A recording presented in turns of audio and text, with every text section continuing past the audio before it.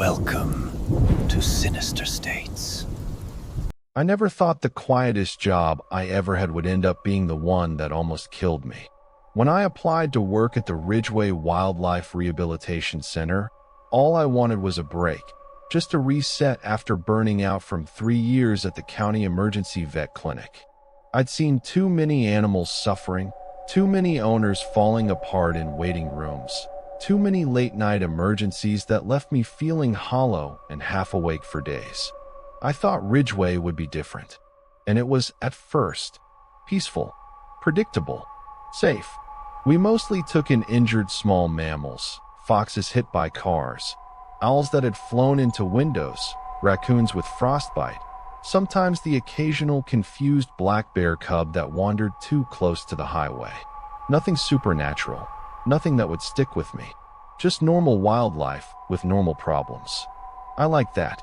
I like the quiet. I like the routine. I like the way the forest felt around the center, dense, cool, always whispering with wind and insects. Calming, settled, like the world made sense here because nature made sense in a way people rarely did. But that all changed 4 months into the job, on a Wednesday morning in late October, cold enough that the frost was starting to cling to the gate hinges when I unlocked them. The sunlight still thin and bluish as it crept over the treeling. I remember everything about that morning too clearly. The smell in the air, the way the gravel crunched under my boots, the slight headache I'd had from sleeping too deeply. It should have been an unremarkable day. It should have been like every other that it wasn't. The first thing that tipped me off was the truck. We didn't get many drop-offs from the public that early. Usually they called ahead or came mid-morning when more staff were around. But this truck was already parked in front of the intake building when I arrived, engine off, windows fogged from the cold. It was an older model, an early 2000s Ford with faded green paint dusted in mud. I didn't recognize it, and even from the outside, it felt wrong. Like something about the shape of it, or maybe the stillness of it, was off just enough that my brain didn't want to look directly at it. I approached slowly, adjusting the strap of my backpack and mentally preparing the standard intake speech I always gave nervous finders. "Good morning. How can I help you? What did you bring in?" And so on. But no one was in the driver's seat, or the passenger seat. The truck was empty. A chill scraped its way up my spine. People didn't just leave injured animals unattended without speaking to someone. Not here. Not ever. Our posted signs explicitly told people not to. And on top of that, the center was far enough out of town that no one walked here by foot. Whoever drove that truck had to still be on the property. I took a few cautious steps closer. That's when I saw the crate in the truck bed. We received animals in all sorts of containers. Cardboard boxes, pet carriers, plastic tubs with holes punched in the lid. But this crate wasn't any of those. It was an industrial transport cage, the kind used for mid-sized carnivores, reinforced with steel bars and bolted corners. It looked official, not military, exactly, but close. Something that would feel more at home in a research facility than a public wildlife center. And something inside was moving. Not shifting or rustling like a raccoon trying to get comfortable. This was slow, deliberate movement. A careful shifting of weight, like whatever was in there was awake, watching, and cautious. My breath hitched. I stepped closer and felt my heartbeat pick up. Whatever was inside wasn't making any sound. Not panting, not whining, not scratching. Just moving with the same slow rhythm as someone testing the limits of a room. I climbed up onto the back bumper and peered through the bars. For the first few seconds, I couldn't understand what I was looking at. There was fur, dark, sleek fur that looked almost wet even though it was dry. There was a spine, arched slightly, but too long for the body size. There were limbs tucked underneath, but not positioned the way any animal's limbs should be positioned. And the smell, it was faint but sharp, like cold metal mixed with damp earth. Then the creature shifted again, and one enormous eye snapped open. I flinched so hard I slipped off the bumper.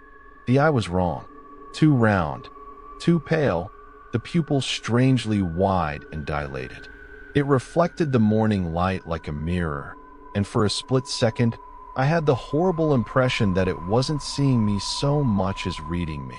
The crate rattled once, sharply, and I scrambled backward until my shoulders hit the side of the intake building. My pulse thundered in my ears.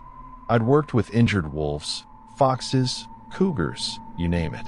I wasn't easily shaken by animal behavior, but that thing's gaze had cut through me like a needle, too direct, too intelligent, too intentional that I took a shaky breath and tried to get a grip.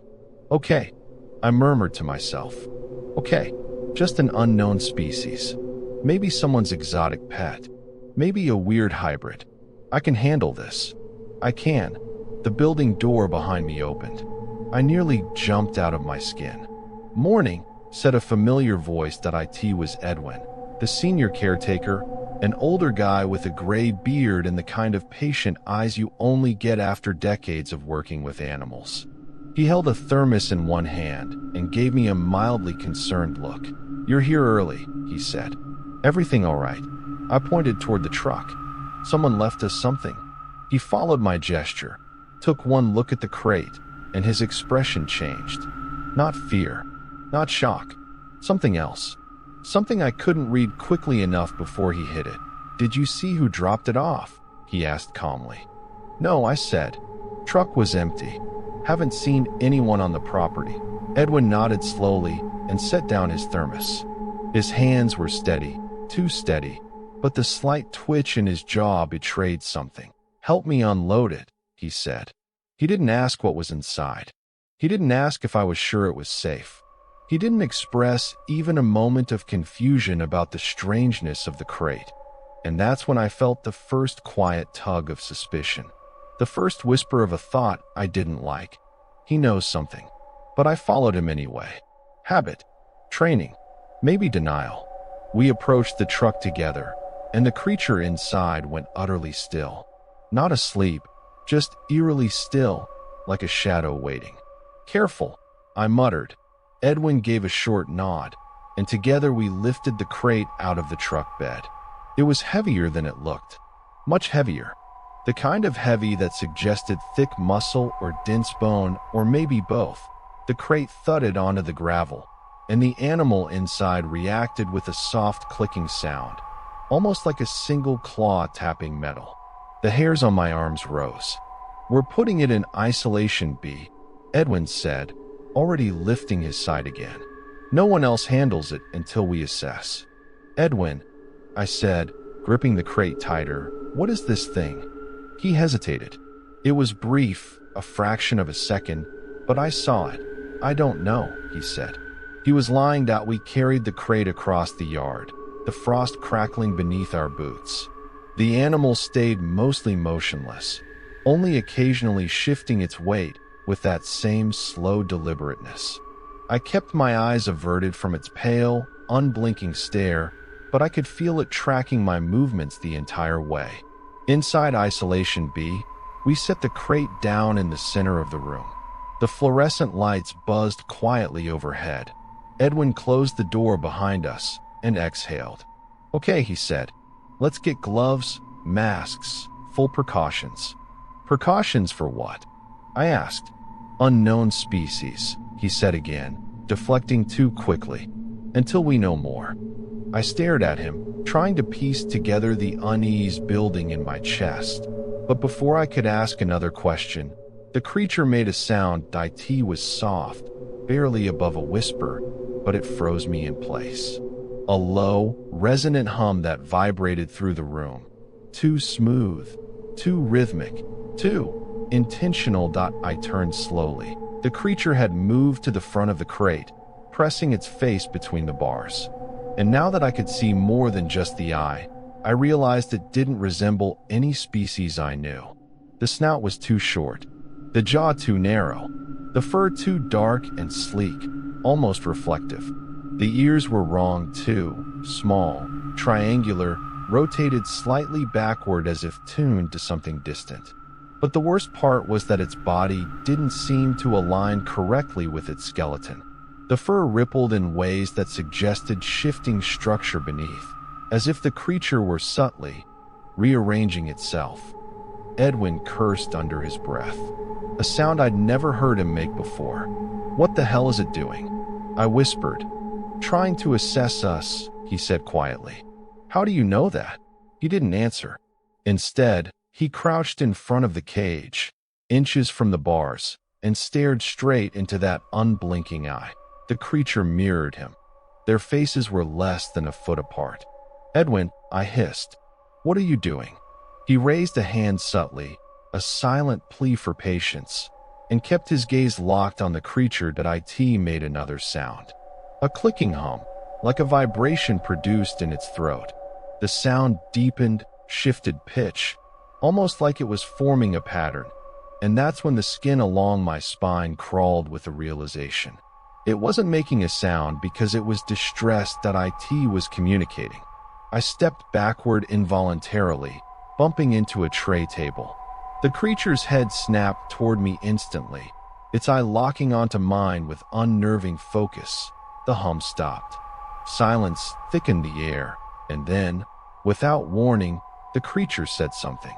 Not a human word, not any language I knew, but it produced a sequence of sounds, short, clipped, precise. A pattern, a phrase that a message that my heartbeat stuttered. Edwin stood up slowly. His face had gone pale. "We need to close this room," he said. "Now." I swallowed hard. "Edwin, what do you know about this?" His voice dropped. "I know it's not from here." My mouth went dry. "Not from here, like, not from this area?" I asked weakly. He shook his head once. "Not from here," he repeated, "like not from anywhere we have a name for." The creature pressed closer to the bars, and for the first time all morning, I realized something. The fear I felt wasn't mine alone, that IT was looking at me with fear too. Which meant whatever it was running from, whatever had left it half-starved and shivering in that crate, was something the universe had never intended us to see. And I had a sinking feeling it wasn't done looking for it, because something had driven this creature into our world. Something had chased it, and something had followed that I didn't sleep that night. I couldn't. Not after what happened in Isolation B. Even after Edwin insisted he'd stay late and monitor the creature himself, I felt physically unable to leave the center. My nerves were too wired, my thoughts too chaotic. I kept replaying the creature's sound, those clipped, rhythmic tones that carried an unmistakable intention behind them. The longer I thought about the cadence, the more convinced I became that it wasn't random at all. It was structured, meaningful, the beginnings of a language, or maybe a warning designed for someone, or something else. That I sat alone in the staff break room with a cup of coffee I didn't need and a stack of paperwork I couldn't focus on. The clock on the wall ticked loudly, too loudly, like each second had weight. The fluorescent lights buzzed overhead in a wavering tone that only frayed my nerves further. Every creak, every faint rustle outside made me jump.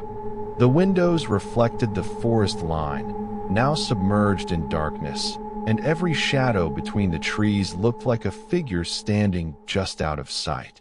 By midnight, I gave up pretending I could rest.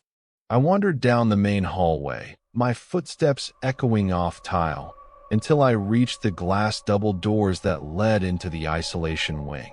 A badge lock flashed red. Edwin had restricted access as he'd said he would. A smart move, but I hated it. It made me feel like whatever was in that room had power over us simply because we didn't understand it. That a faint sound drifted down the hall. A low, irregular hum.my pulse jumped sharply. It was the same sound the creature made, but softer now, subdued, almost mournful. I couldn't tell if it was communicating again or simply expressing some need we had no way of recognizing. That I pressed the side of my head gently against the glass door, trying to catch more. The hum cut off abruptly. The silence that followed was absolute. Thick, heavy, too still. Then a voice behind me made me nearly collapse. "You shouldn't be here." I spun around to see Edwin standing halfway down the hall. He wasn't wearing his usual expression of patient calm. His eyes were bloodshot, his beard slightly unkempt as if he'd run his hands through it repeatedly. His shoulders were tense beneath his jacket, and for the first time since I'd known him, he looked tired.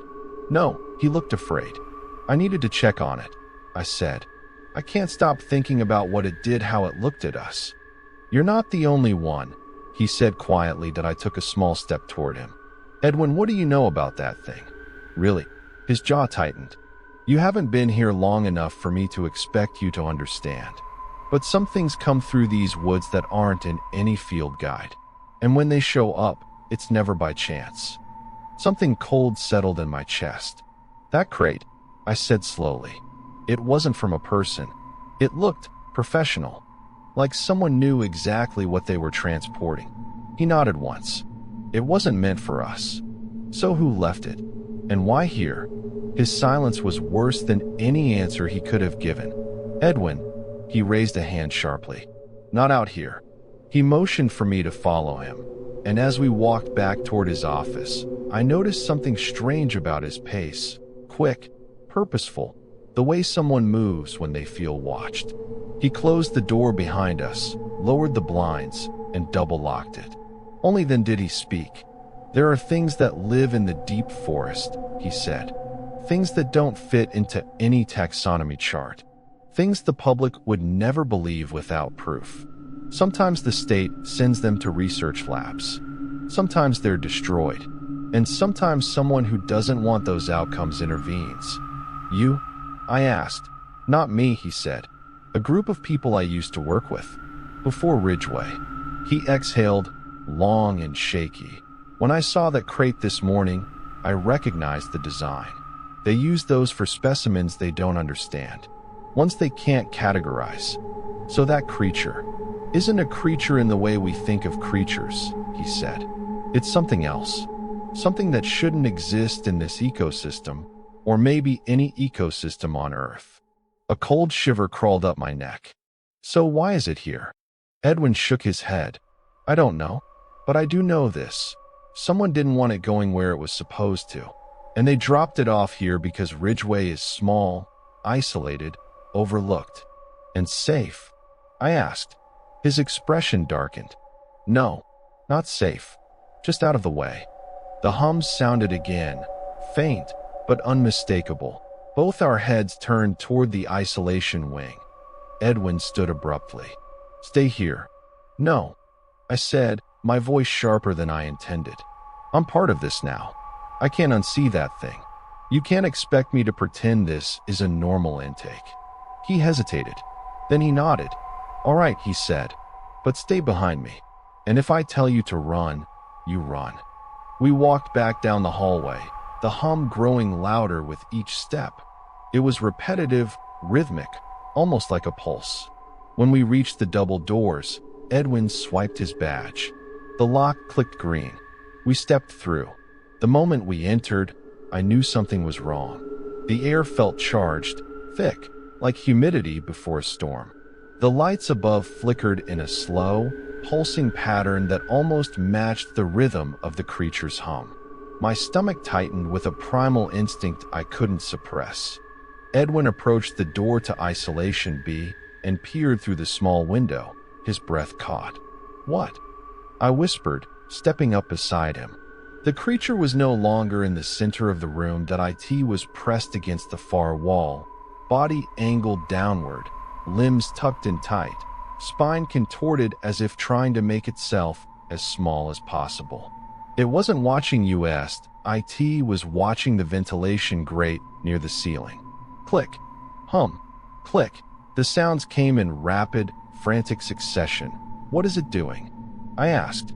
Edwin didn't answer. The lights flickered again, this time a little more violently. A soft, metallic scraping echoed through the room. The ventilation grate shuddered. My breath froze. "Edwin," I whispered. "Something's in there." The scraping grew louder, more insistent. The creature's hum pitched higher, desperate, pleading. Then a thin, High whine came from inside the vent, like metal being bent from inside. The grate bowed outward. Edwin reacted instantly. Back. Now. I stumbled backward as he shoved me behind him and reached for the emergency lockdown switch beside the door. The grate exploded outward. I screamed. A dark shape dropped from the vent. Fast, too fast, hitting the floor with a wet thud. The lights above snapped off simultaneously, plunging the wing into darkness. For a full second, I was blind, disoriented, choking on the sudden rush of adrenaline. Then the backup lights flickered on, dim red emergency bulbs that painted the world in hellish tones. The thing from the vent was moving, not toward the creature, toward us. Edwin slammed his hand down on the lockdown switch. The heavy steel door clanged shut, the isolation chamber sealing off completely. But the shape in the hallway was already halfway toward us. It was small. Too small. No bigger than a raccoon. But its body was wrong. Long, tubular, boneless looking, wriggling on the ground like a shadow caught in mid-transformation. It moved with a horrible, liquid grace that made my skin crawl. And then it lifted its head. There were no eyes. Just smooth, dark skin where features should have been. It made a sound, a wet, sucking inhale, and the creature in isolation screamed. A sound so shrill and panicked it stabbed straight through my skull. Edwin grabbed my wrist. Run. But run. We sprinted back down the hallway, the emergency lights flashing overhead in stuttering bursts. Behind us, the thing scraped and thudded along the tile in nauseating spurts, gaining on us with terrifying speed. We reached the main hall, slammed through the doors, and kept running until we burst outside into the cold night air. The forest loomed ahead, but the center behind us seemed worse, alive with unnatural sounds. We didn't stop until we reached the parking lot. I bent over, hands on my knees, gasping for air. My lungs burned, my throat felt raw, and my vision pulsed with each heartbeat. What was that? I choked out. What the hell was that thing? Edwin locked his hands on top of his head and stared at the ground, shaking. That wasn't part of the creature, he said. It wasn't from the crate. Then what was it? He looked up slowly, eyes haunted. What was chasing it? Silence pressed in from all sides. You said it wasn't from here, I whispered. The creature in the crate. But that thing was hunting it, he finished. Which means the first one isn't the only breach we have to worry about. A sharp clatter echoed from inside the building that we both flinched. The center's lights flickered eerily, casting long, twitching shadows across the pavement. A low hum vibrated through the walls, deeper now, resonant, the creature's desperate signal calling out into the night. And something else answered, not from the building, not from the vents. From the trees. Edwin grabbed my arm again, harder this time. We need to get back inside, he said. Barricade the main doors. Now, before more get through. More? My voice cracked. How many are there? He looked toward the forest line. The shadows shifted. Enough, he whispered, that we won't survive the night if we're outside. We ran back to the building, slamming the doors shut behind us. The locks engaged automatically, but even as we leaned against the glass, panting and trembling, something heavy brushed against the door from the outside, and I realized the night wasn't nearly as quiet as I'd thought, because the forest was full of movement, and it all seemed to be coming closer. The door shuddered again, harder this time, and the glass flexed with a deep, rubbery groan. I stumbled backward instinctively, heart slamming against my ribs as Edwin braced himself against the metal frame. His breath came fast, each exhale misting in the cold air leaking through the microscopic gaps. Something outside dragged its weight across the concrete with a sound like wet cloth scraping a floor. Slow, deliberate, a predator taking its time. Help me with this, Edwin hissed, nodding toward a heavy wooden bench lining the wall. I rushed over, adrenaline turning my limbs electric. and together we shoved it against the glass doors. It wasn't enough. It didn't feel like anything would be enough. The forest outside went unnervingly still. The kind of stillness that came before lightning struck a field or a coyote snapped a neck. The kind of stillness built out of breath held tight. Then a soft tapping echoed against the glass. Tap, tap, tap. It wasn't forceful. It wasn't aggressive. It was testing, curious, like fingertips or something mimicking fingertips, trying to understand how the barrier worked. That my voice barely rose above a whisper. It followed us. No, Edwin said. That's not the same one. I felt the blood drain from my face. Another. Possibly more than one. The tapping stopped. In its place came a low, chattering gurgle, like someone gargling water mixed with static. The sound vibrated unpleasantly at the base of my skull, as if the frequency wasn't meant for human ears. Then, just as suddenly, the noise faded into the night. The sudden silence was almost worse than I swallowed. Is it gone? No, Edwin said. Just moving. I didn't ask where. I didn't want to know. The emergency lights flickered above us, casting pulsing red glows through the main hallway. The center looked like a crime scene. Shadows stretched long and sharp, edges distorted by the low lighting. Every doorway felt like an opening into something waiting just out of sight. We need to check the isolation wing, Edwin said. My instinct screamed. Are you insane? That thing came through the vents. And that wasn't even the creature we were supposed to be monitoring. I know. His voice was tight, clipped, which is exactly why we have to check. If the hunter got in, it might have gone after the other one. And that impacts us how? He turned toward me slowly, expression grim. Because whatever was chasing it didn't want it escaping. And if it's smart enough to track it here, then it's smart enough to learn this building. My stomach twisted so violently that nausea rushed up my throat. I leaned against the wall until the wave passed. Then what do? I whispered. We secure the creature. If it's still alive, it's the only leverage we have. And if it's not, he shook his head. We need to know. The tapping returned, this time from somewhere behind us. Both of us froze. Another tap, softer, from the hallway leading deeper into the building. It wasn't outside anymore. Edwin grabbed my sleeve and pulled me sharply. Move. Now. We darted down the hall, our footsteps muffled by rubber soles and adrenaline. The tapping followed, sometimes close, sometimes distant, coming from walls, vents, maybe even the ceiling. I couldn't tell. I didn't want to. When we reached the double doors to the isolation wing, Edwin swiped his badge. The lock clicked open. As soon as we slipped inside, he slammed the door and re-engaged the lock. The emergency lights here were dimmer than before, some flickering with dying intervals that made the shadows appear to strobe. The air felt heavier, tainted by some faint sour smell that reminded me of decaying leaves. And then I noticed it, claw marks. Long, jagged scratches down the corridor walls, like something had dragged bone or metal along the paint. Some marks were fresh, white dust still clinging loosely to the ridges. The creature's cry echoed down the hall, weak, trembling, not the sharp shriek from earlier.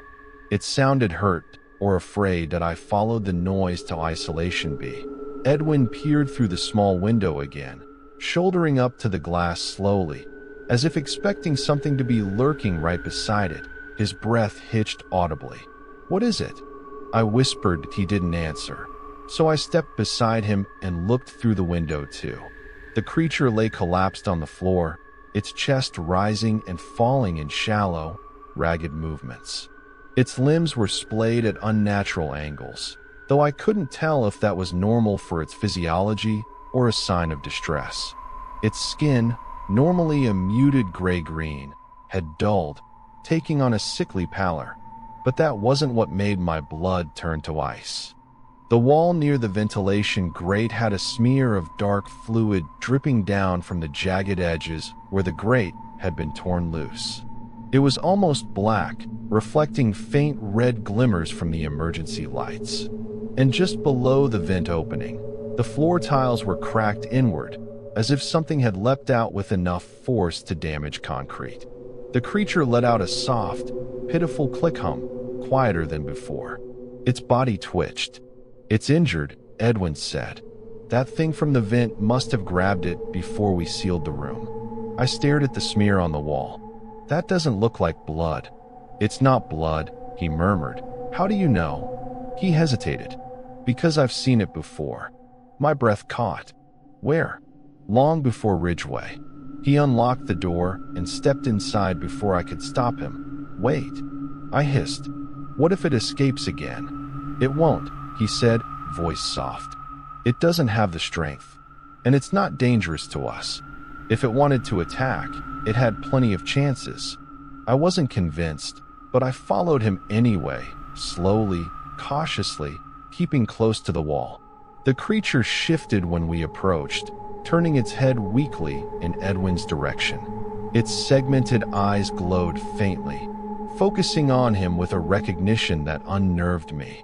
Like it understood he'd come back, that he crouched beside it, hands open.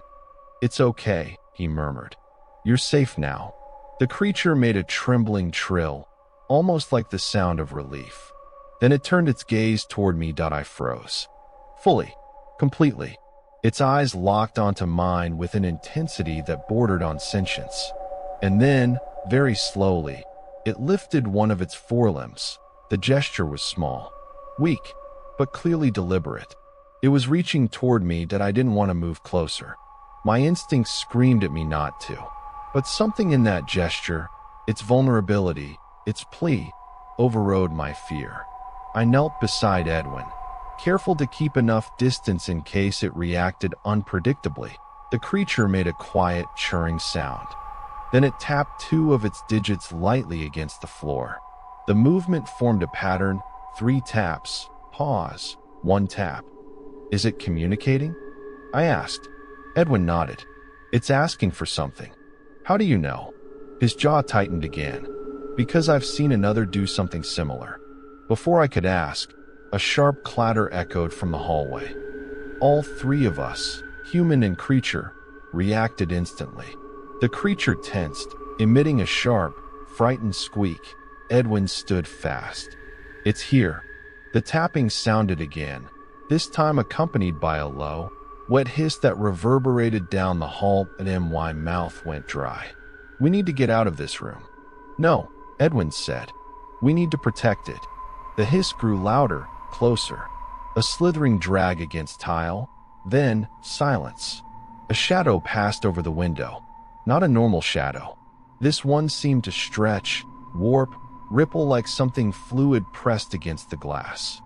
Edwin grabbed my arm and pulled me back from the door. The creature's body stiffened, limbs curling defensively. The shadow slid away from the window. And then, up, toward the ceiling. That I looked up just in time to see the ventilation grate above the door bow inward. Metal groaned. Screws popped. "Edwin," I gasped. He shoved me toward the far corner. "Stay behind me." The grate tore free. The thing from the hall dropped through. Its body hit the floor with a sickening, wet slap, but it moved instantly, unfolding in an unnatural ripple. It was small, yes, but compact with predatory intent. Its smooth, eyeless face turned toward us, sniffing the air with a moist, pulsing slit where its mouth might have been. The creature on the floor let out a shrill, desperate scream. The hunter lunged.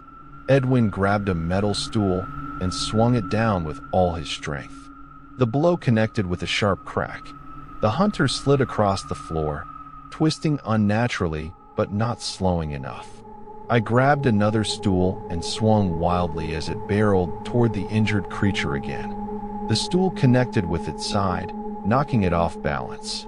A thick, pitch-black fluid splattered across the tiles. The hunter righted itself instantly, and then it screamed. The sound was unlike anything I'd ever heard. A piercing, metallic shriek that felt like it stabbed straight into my brain. I dropped the stool, hands flying to my ears. Edwin staggered. The injured creature convulsed violently. The hunter's body began to vibrate, rapid, unnatural, shuddering waves that made the air ripple. It turned that eyeless face toward me. It knew I was the weakest one in the room. It lunged. I scrambled backward, slipping on the black fluid, hitting the wall hard enough to see stars. The creature was inches away, its mouth slit opening, rows of tiny, needle-like structures unfolding inside. Then something barreled into it. Edwin he tackled the thing mid-air, slamming it into the opposite wall. The creature shrieked and writhed, twisting its boneless form to coil around him. "Run!" he shouted, voice choked. "I'm not leaving you. Go!" The hunter tightened around his torso, and he let out a strangled cry. The injured creature on the floor emitted a long, low hum, different from before. This one vibrated through the tiles, through my bones. The hunter froze, not in fear, in reaction, like the hum was a signal. Edwin collapsed to the ground as the hunter loosened its grip.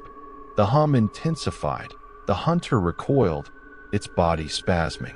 Then it threw itself backward toward the open vent, its movements frantic, chaotic. It wriggled up the shaft, screeching in confusion. Within seconds, it was gone. The hum faded. Silence filled the room.